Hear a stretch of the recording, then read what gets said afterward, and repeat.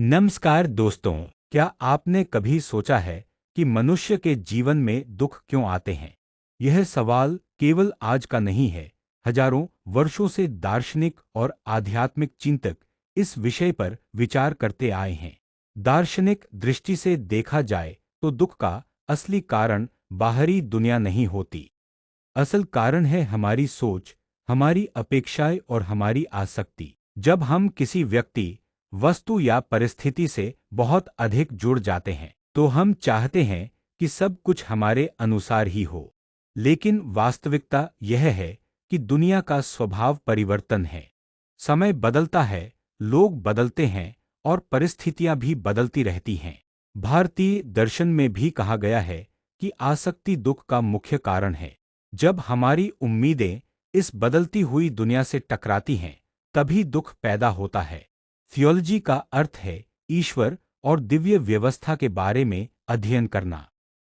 कई धार्मिक और दार्शनिक परंपराएं मानती हैं कि इस ब्रह्मांड के पीछे एक गहरी व्यवस्था काम कर रही है।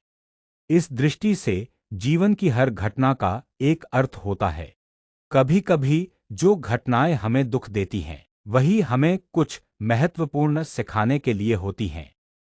वे हमें मजबूत बनाती हैं, हमारी समझ को गहरा करती हैं और हमें जीवन की सच्चाइयों के करीब ले जाती हैं।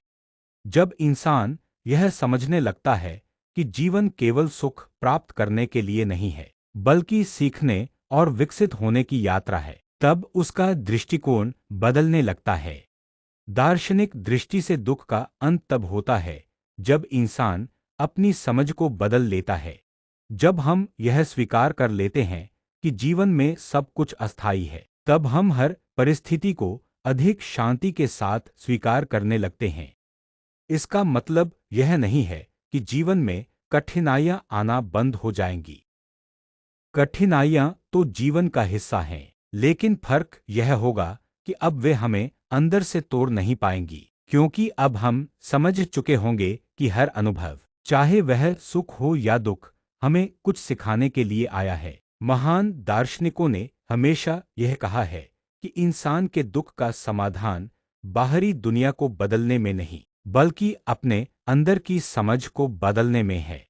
जब इंसान अपने मन को समझ लेता है, अपनी अपेक्षाओं को नियंत्रित कर लेता है और जीवन की अस्थायी प्रकृति को स्वीकार कर लेता है, तब उसके दुख धीरे धीरे कम होने लगते हैं।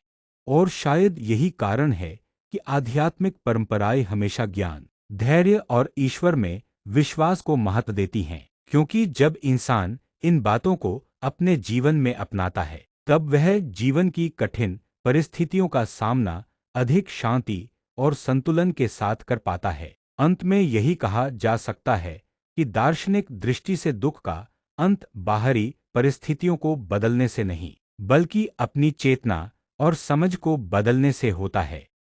जब हमारी दृष्टि बदलती है, तो वही दुनिया जो पहले दुख से भरी लगती थी, अब हमें सीख और अनुभव देने वाली एक यात्रा बन जाती है। धन्यवाद।